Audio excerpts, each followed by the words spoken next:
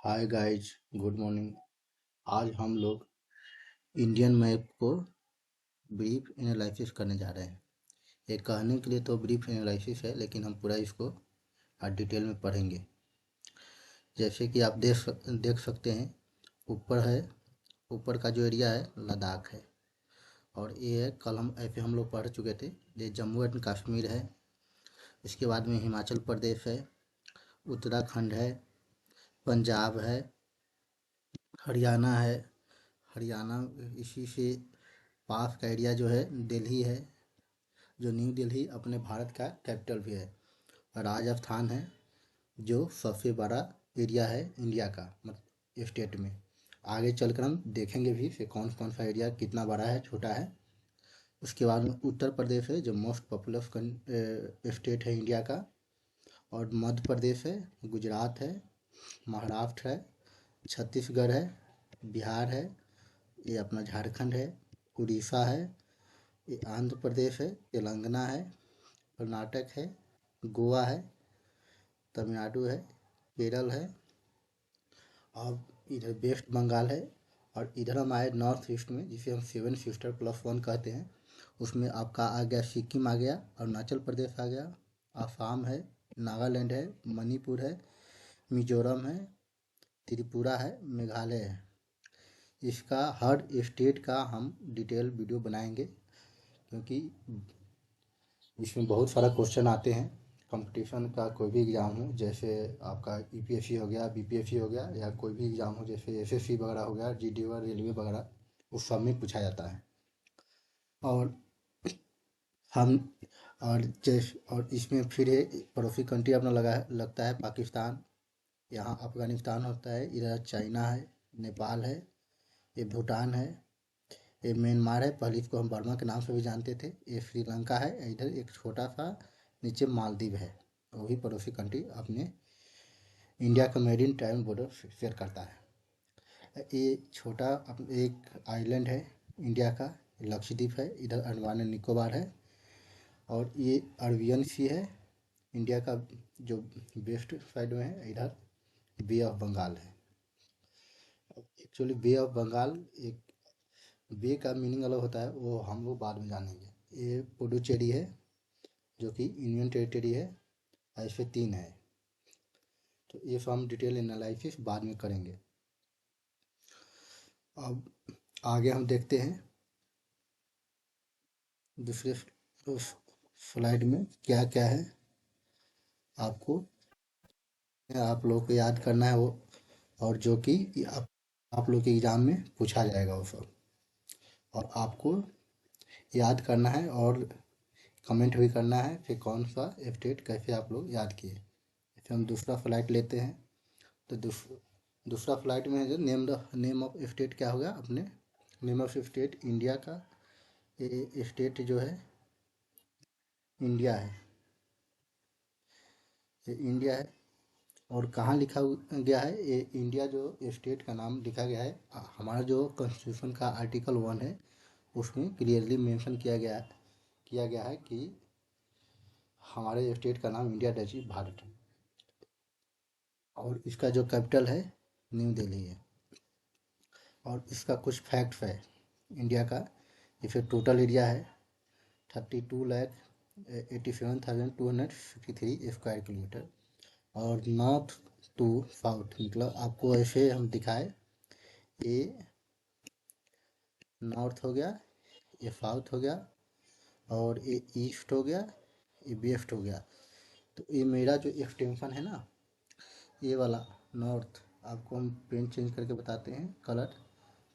ये हो गया, ये वाला जो एक्सटेंशन है नॉर्थ, ये वाली जो है, ये वाली, इसका एरिया है अपना 3,214 किलोमीटर।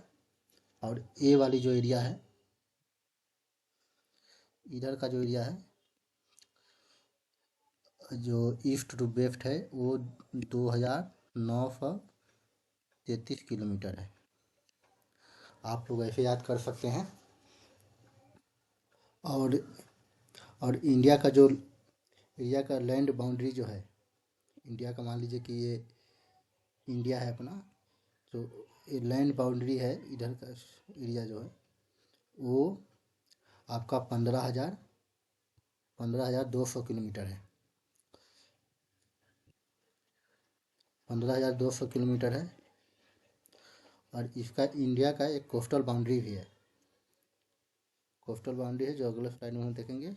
इंडिया का जो कोस्टल बाउंड्री है वो आपका इंडिया का, मान लीजिए कि ये इंडिया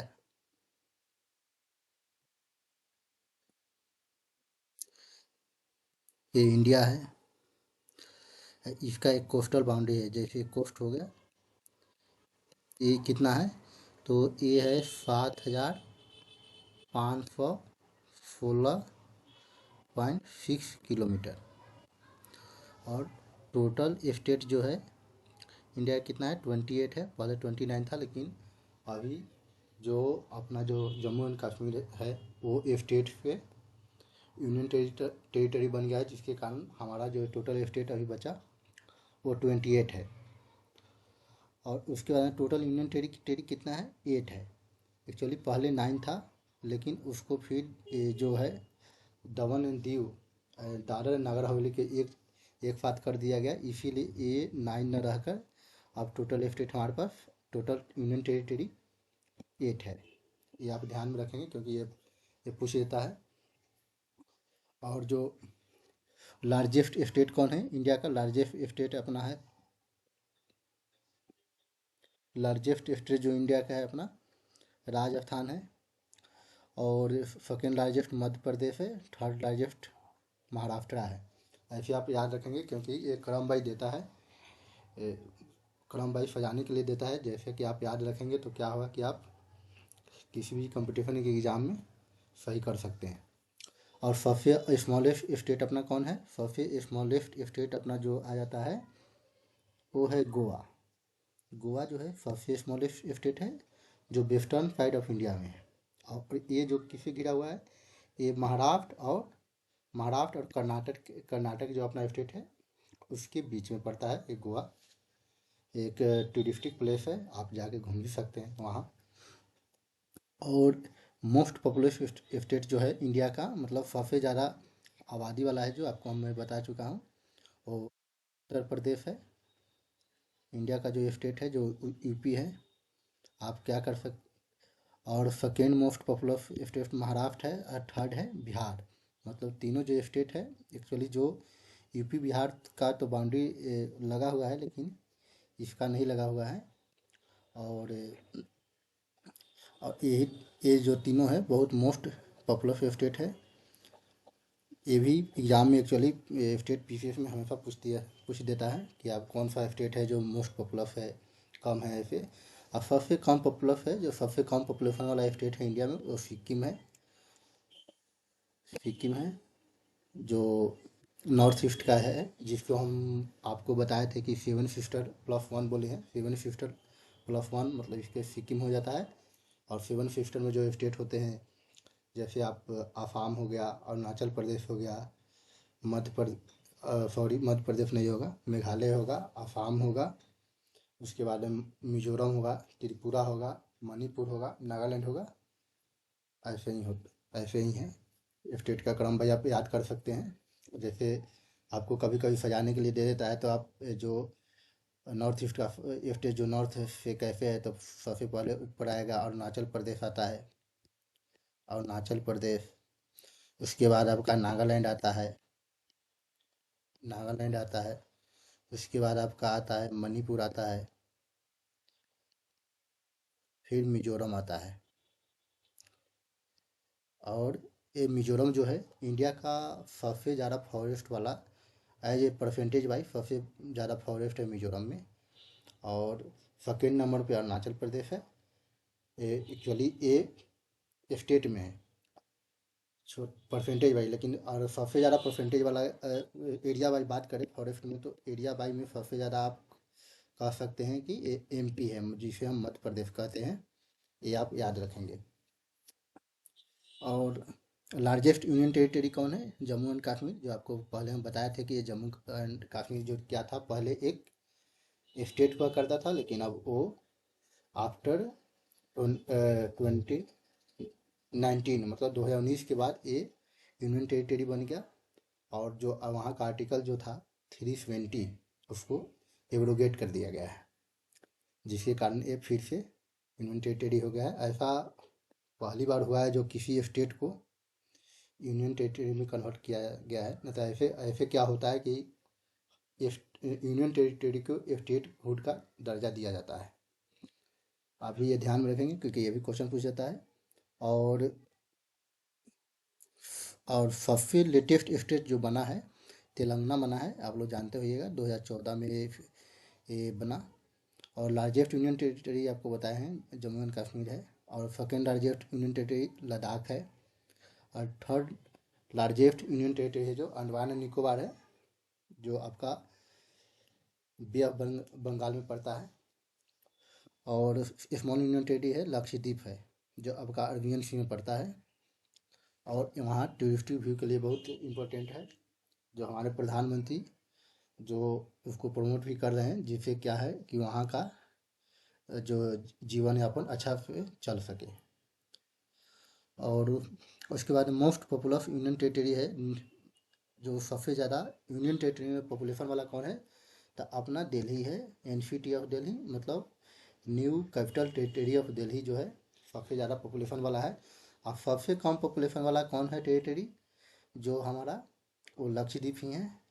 और उसके बाद में लेटेस्ट यूनियन टेरिटरी कौन है, जो दादर एंड नागर हवेली है एंड दमन दीव है, लेटेस्ट है। एक्चुअली ये पहले का यूनियन टेरिटरी था, लेकिन ये फिर एक साथ मर्ज कर दिया गया, क्योंकि आपको बताएं कि पहले कि जम्मू एंड कश्मीर को यूनियन टेरिटरी में कन्वर्ट किया गया।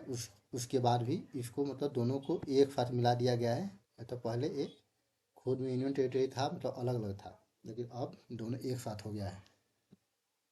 ये आप याद रख सकते हैं क्योंकि ये मोस्ट इम्पोर्टेंट सब है। आपको हम ये पीडीएफ भी प्रोवाइड करा देंगे टेलीग्राम पे, और आप याद कर सकते हैं इसको। और सबसे याद करने का सबसे अच्छा तरीका है कि आप ये पीडीएफ पे नहीं, हम जो लिख रहे हैं पढ़ा रहे हैं वो आप कॉपी पर लिखते जाइए नोटबुक में, जिससे आपको याद होते होते रहेगा।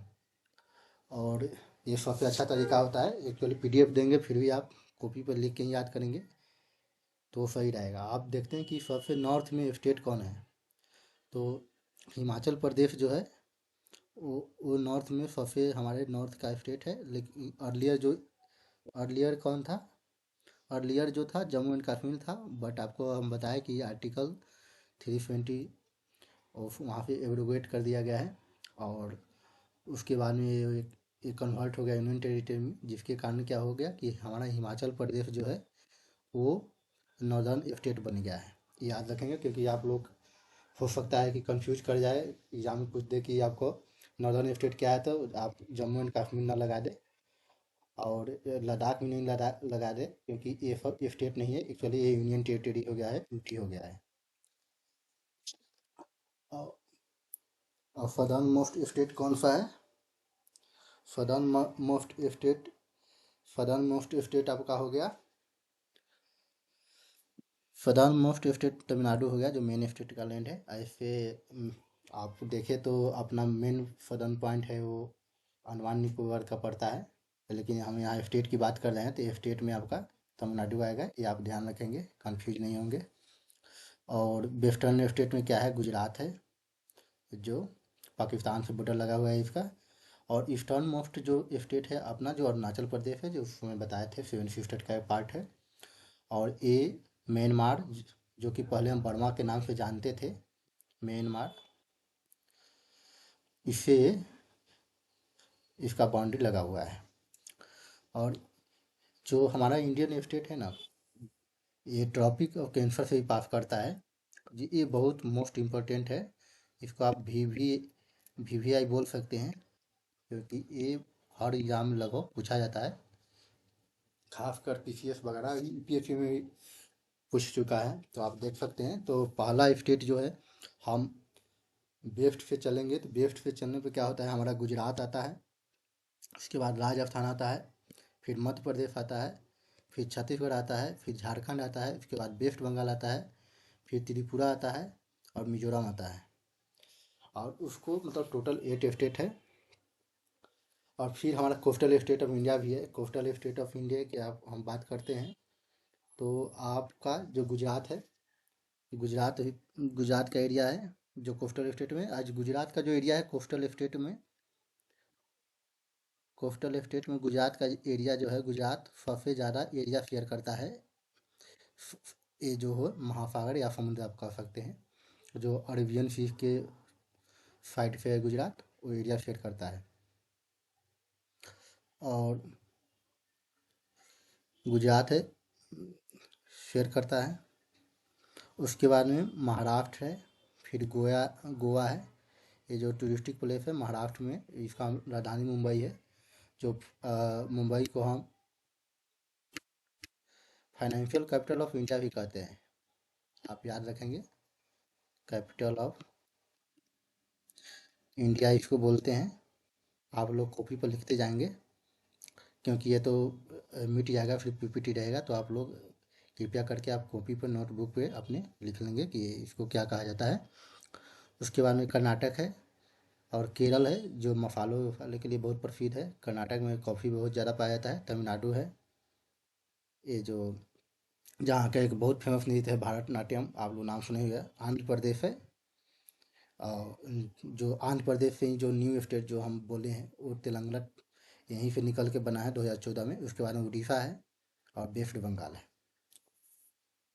और उड़ीसा में ही एक बहुत बड़ा झील है, आपको ये पता है, वहाँ चिलिका चिलिका लेक है, जो बहुत बड़ा झील है, उड़ीसा स्टेट में पड़ता है। और हमारा नेवरी कंट्री भी है। नेवरी कंट्री में हम देखते हैं तो आपका फिर इसको हम इरेज कर लेते हैं, फिर नेवरी कंट्री के बारे में जानते हैं कि कौन कौन सा नेवरी कंट्री है और क्या है, आप लिख लेंगे। और इसका छोटा बड़ा एरिया में हम डिटेल से बात करेंगे। जैसे नेबरिंग कंट्री में सबसे पहले हम देखें तो कौन सा है। नेबरिंग कंट्री में सबसे पहला आपका जो होगा पाकिस्तान है, अफगानिस्तान है, चाइना है, नेपाल है, भूटान है, म्यांमार है, बांग्लादेश है, श्रीलंका है, मालदीव है। और सबसे ये श्रीलंका वाला मालदीव जो है मेरी टाइम बॉर्डर लगता है, तो डायरेक्ट बॉर्डर का कनेक्शन नहीं है। और सबसे ज़्यादा एरिया जो है बांग्लादेश का लगता है, लगभग 4096 किलोमीटर। सबसे कम अफगानिस्तान का लगता है 106 किलोमीटर। उम्मीद करते हैं कि आपको ये वीडियो समझ में आया होगा, आप पसंद करेंगे आप लोग, और आप लोग लिखते रहेंगे और पढ़ते रहेंगे। और क्या हुआ कि आपको हम फिर आगे का वीडियो प्रोवाइड करेंगे।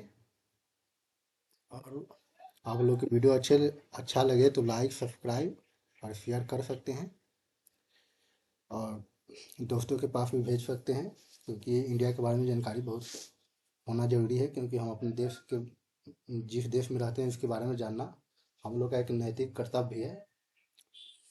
और उसके लिए धन्यवाद।